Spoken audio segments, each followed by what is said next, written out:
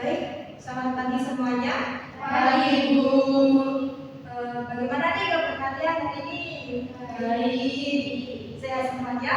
Sehat. Nah, sebelum pembelajaran kita mulai, apa baiknya kita berdoa terlebih dahulu untuk yang memimpin. Silakan Mbak Okta. Sebelum kita mulai pembelajaran pada pagi hari ini, mari kita menurut agama dan keyakinan masing-masing. Berdoa dimulai.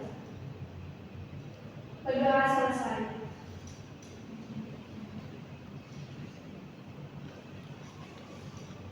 Baik, terus selanjutnya kita akan menyanyikan lagu nasional yang berjudul Dari Sabang sampai Merauke.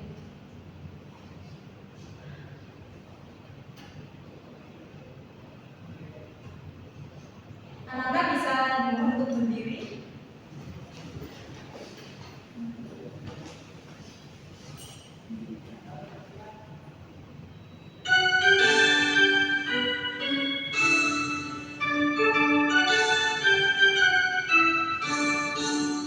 Dari Sabang sampai Merauke berjajar pulau-pulau, sambutan nyambut menjadi satu, itulah Indonesia.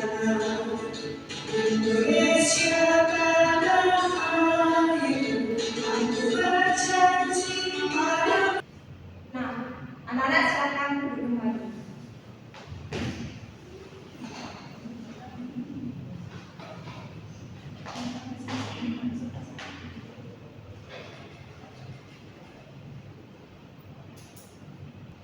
Sebelum memulai pembelajaran, Ibu akan mengecek kehadiran kalian ya. Ya, Bu. Ike Ayu, Oktaviana, Hadir. Permita, Hadir.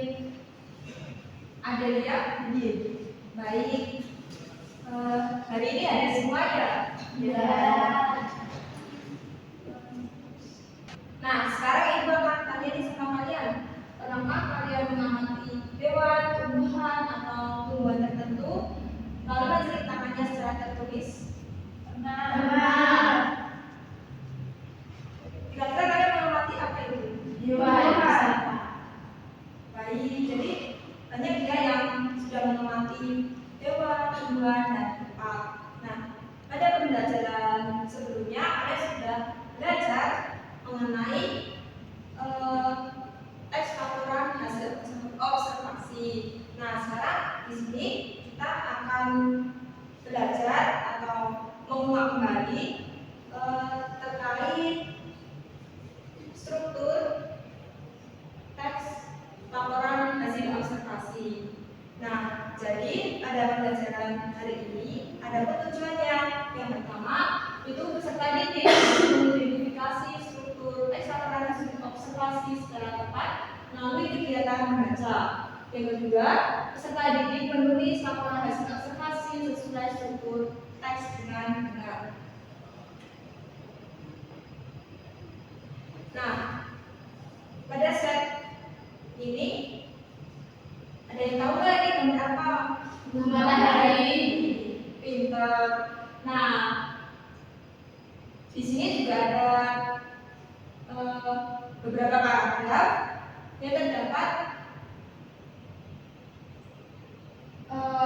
bagian-bagian struktur dari teks laporan hasil observasi. Nah, bisa ada yang bantu membacakan dari paragraf tersebut? Saya. Baik, Mbak Okta, silakan paragraf pertama dibaca. Bunga matahari adalah teman musim dari suku pemikiran yang berasal dari Amerika Utara. Nama matahari diambil dari bentuknya yang mirip dengan matahari, dengan warna kuning cerah dan kemampuannya mengikuti arah matahari. Tumbuh subur di daerah subtropis dan tropis. Baik, untuk paragraf yang kedua, siapa yang mau membaca? Saya mau. Baik, Mbak Ika, silakan membaca. Yang paragraf kedua. Ya. Batang tegak, umumnya tinggi 1 sampai 3 meter, berbulu kawasan daun, tunggal, lebar, berbentuk jantung, dan tumbuh berselang-seling pada batang. Bunga berukuran besar dengan diameter bisa mencapai 30 cm. Baik, terima kasih Mbak Ike. Nah, selanjutnya Mbak Tigas, Mbak Adel bisa. Untuk dalam bentuk ketiga, pangan biji bunga matahari diolah menjadi kuarci atau diekstraksi minyaknya untuk minyak goreng. Kesehatan. Ekstrak bunga matahari memiliki berbagai manfaat seperti penyembuh luka, antioksidan, dan anti-inflamasi.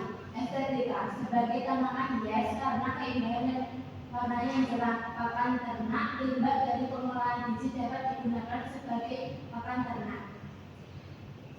Nah, baik, itu tadi merupakan teks laporan hasil observasi dari bunga matahari.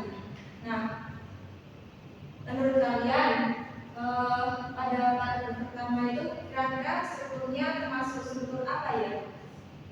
Definisi umum. Ya, betul ya sekali. Terus kalau paragraf kedua, Identifikasi bagian. betul. Terus yang ketiga, Deskripsi bagian. kurang tepat. Apakah yang lain bisa menjawab? Saya pada paragraf ketiga itu berisi tentang simpulan, Bu. Ya, betul sekali. Nah, dari beberapa paragraf ini kita sudah menemukan ya bagian-bagian strukturnya yang benar dan tepat. Nah, untuk saya selanjutnya, kira-kira ada yang tahu nggak nih gambar apa nih? Alun-alun Kota Magelang. Betul sekali, ini adalah gambar alun-alun Kota Magelang. Nah, kira-kira menurut kalian definisi umum, deskripsi bagian, dan simpulannya itu bagaimana ya? Bisa kalian ceritakan? Ditunjuk atau kalian sendiri yang angkat? Definisi umum dari alun-alun Kota Magelang ini, alun-alun Kota Magelang adalah sebuah ruang publik yang menjadi ikon dan pusat aktivitas Kota Magelang. Sebagai jalur kota, tempat ini berfungsi sebagai pusat interaksi sosial, rekreasi, dan berbagai kegiatan masyarakat lokal atau wisatawan. Baik, selanjutnya untuk deskripsi bagian, saya Bu. Silakan Mbak. Alun-alun Kota Magelang letaknya berada di pusat kota dan dikelilingi oleh bangunan-bangunan penting seperti Masjid Agung, Magelang, dan kantor wali kota.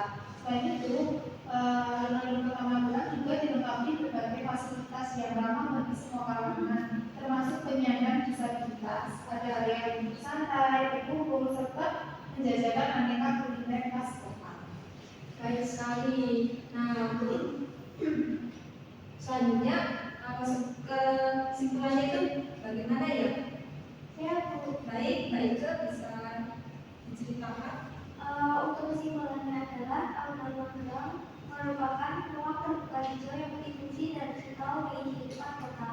Tempat ini tidak hanya menjadi pusat pemerintah dan keagamaan, tetapi juga berfungsi sebagai destinasi rekreasi yang ramai, tempat kuliner, serta ruang untuk berkumpulnya masyarakat dari berbagai kalangan. Jawaban dari anak-anak yang sudah menjawab dari definisi umum, deskripsi bagian, dan simpulan. Ibu kira kalian sudah mengerti terkait struktur laporan hasil observasi. Nah, ibu lihat kalian ini udah pada capek ya? Tidak, Ibu. Sekarang sendiri aja yuk. Kalian bisa berdiri. Nah, untuk speaking hari ini, ibu kalau bilang satu itu kalian tepuk satu gitu ya. Kalau bilang dua, tepuk tiga, tepuk tiga lagi. Terus kalau bilang nol itu kalian tidak tepuk. Bisa dimulai? Bisa. Satu,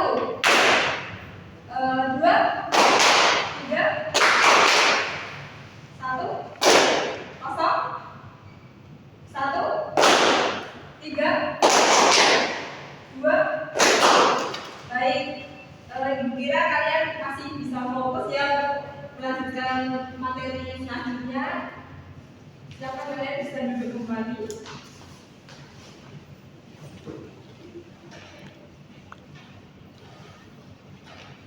Nah, di sini ada contoh lagi nih, teks laporan hasil observasi mengenai huruf generasi. Nah, menurut kalian yang termasuk struktur deskripsi bagian itu adalah mana nih? Paragraf 2 mungkin Bu. Ya betul, paragraf 2 itu termasuk deskripsi bagian. Nah, kira-kira kalau paragraf 1 itu masuk ke struktur apa ya? Ada yang bisa menjawab?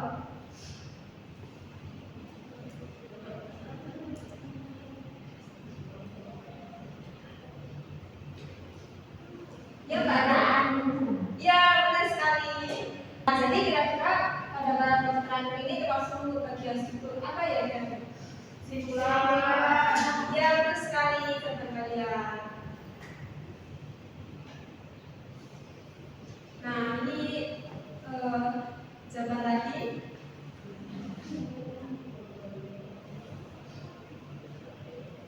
Nah, sebelum melanjutkan pembelajaran berikutnya, Ibu mau tanya nih sama kalian.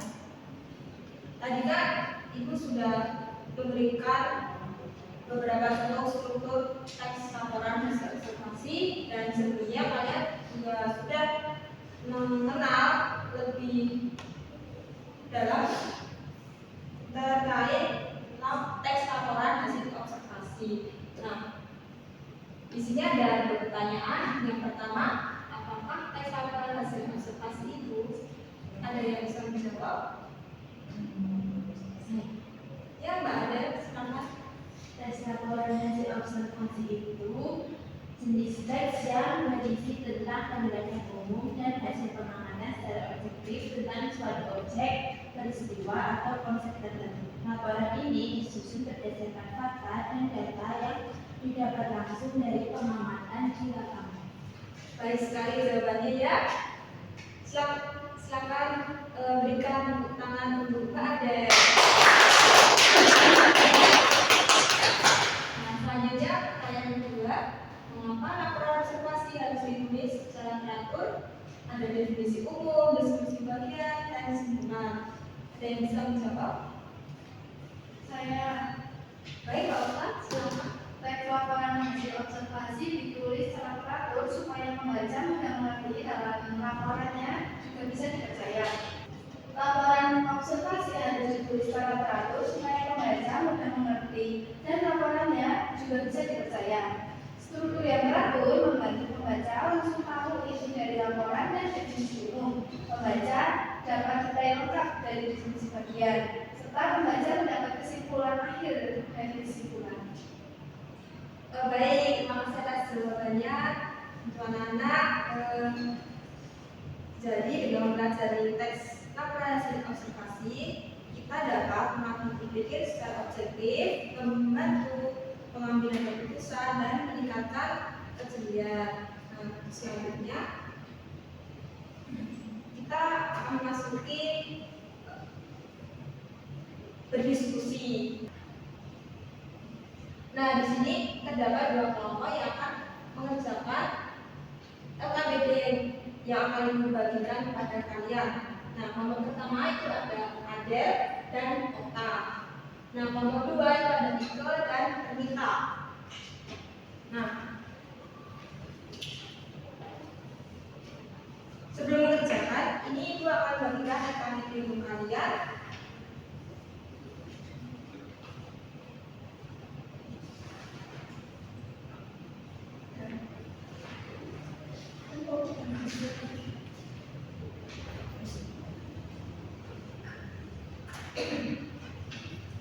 Nah, dari LKPD tersebut, kalian bisa membaca dan memahami soal-soal yang ada di LKPD tersebut.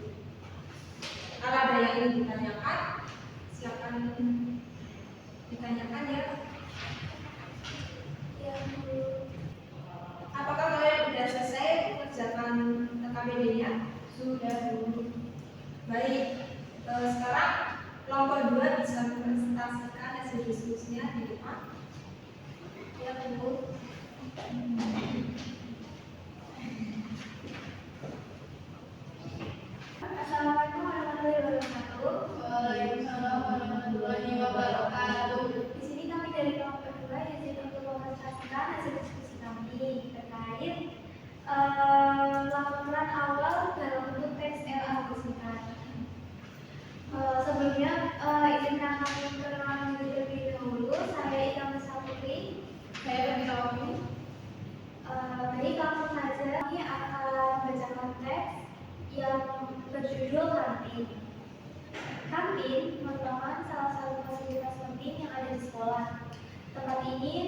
berfungsi sebagai ruang makan bagi seluruh warga sekolah, baik siswa maupun guru, untuk membeli dan menikmati makanan atau minuman.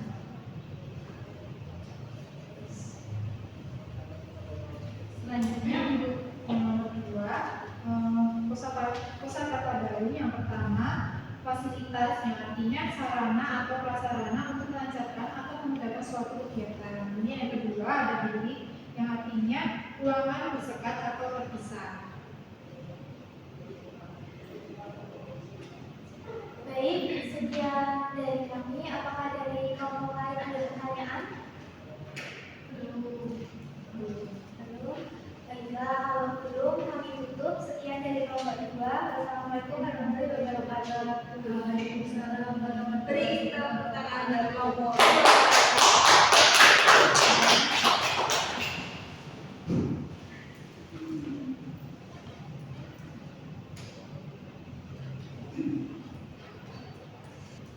Nah, setelah kelompok 2 presentasi, di situ kan ada soal dan juga kan ya. Nah, silakan anak-anak bisa mengerjakan kembali. Dikasih waktu 10 menit. Nanti kalau udah selesai bisa dihubungkan ke India di depan. Apakah udah selesai anak-anak? Sudah. Baik, silakan dihubungkan di depan ya.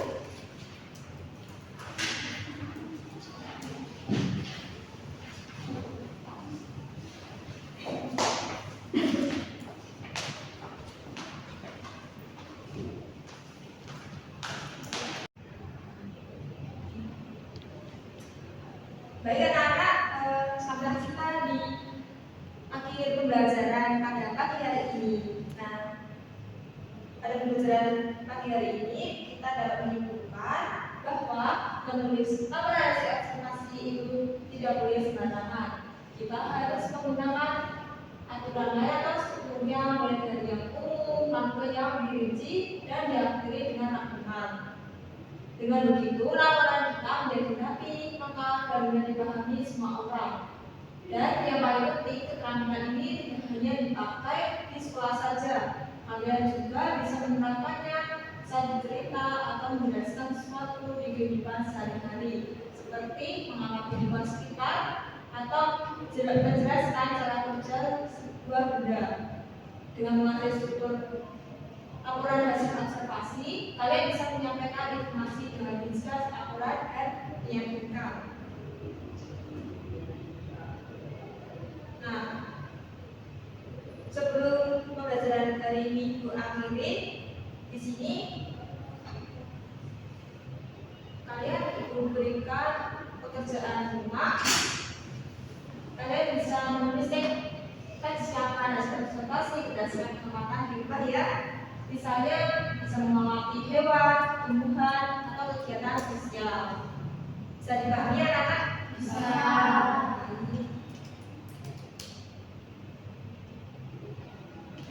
Nah, apakah ada pertanyaan?